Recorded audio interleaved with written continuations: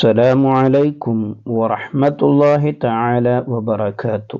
നമ്മുടെ പണം മറ്റൊരാളുടെ കയ്യിൽ അകപ്പെട്ടു, അവൻ തിരിച്ചു തരുന്നില്ല. അതല്ലെങ്കിൽ സ്വർണം മറ്റൊരാളുടെ കയ്യിൽ അകപ്പെട്ടു, അവൻ്റെ കയ്യിൽ നിന്ന് തിരിച്ചു കിട്ടുന്നില്ല. ബിസിനസ്സിൽ ഷെയറായി കൂടി അവൻ പണവുമായി മുങ്ങി തിരിച്ചു കിട്ടുന്നില്ല.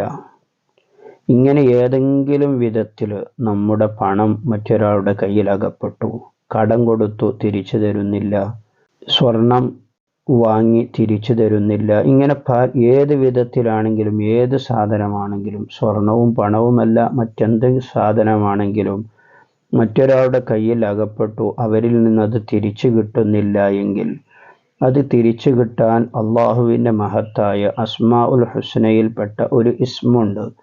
ആ ഇസ്മിനെ ധാരാളം ആത്മാർത്ഥമായി കൊണ്ട് നാം ചൊല്ലുകയാണെങ്കിൽ ഇൻഷാ അള്ളാഹ് 100% തന്നെ ഉറപ്പു പറയാം, പണമാണെങ്കിലും സ്വർണമാണെങ്കിലും മറ്റു നിങ്ങളുടെ വിലപ്പെട്ട എന്ത് സാധനമാണെങ്കിലും അത് തിരിച്ചു കിട്ടും.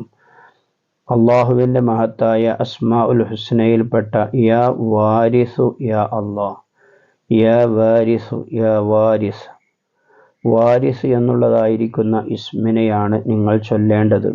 ചൊല്ലുന്ന സമയത്ത് യാ വാരിസ് യാ വാരിസ് യാ വാരിസ് എന്നും ചൊല്ലാം, അല്ലെങ്കിൽ യാ വാരിസു യാ അള്ളാഹ്, യാ വാരിസു യാ അള്ളാഹ് എന്ന് അള്ളാഹ് ചേർത്തിട്ടും ചൊല്ലാം.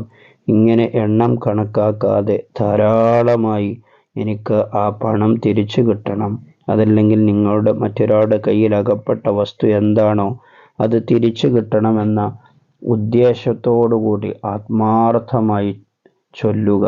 21 ദിവസമെങ്കിലും ചുരുങ്ങിയത് നിങ്ങൾ ചെയ്യാൻ വേണ്ടി ശ്രമിക്കണം. ഇൻഷാ അള്ളാഹ് അതിനുള്ളിൽ തന്നെ അവരിൽ നിന്ന് നിങ്ങൾക്ക് അനുകൂലമായ ഒരു മറുപടി ലഭിക്കും ഇൻഷാ അള്ളാഹ്.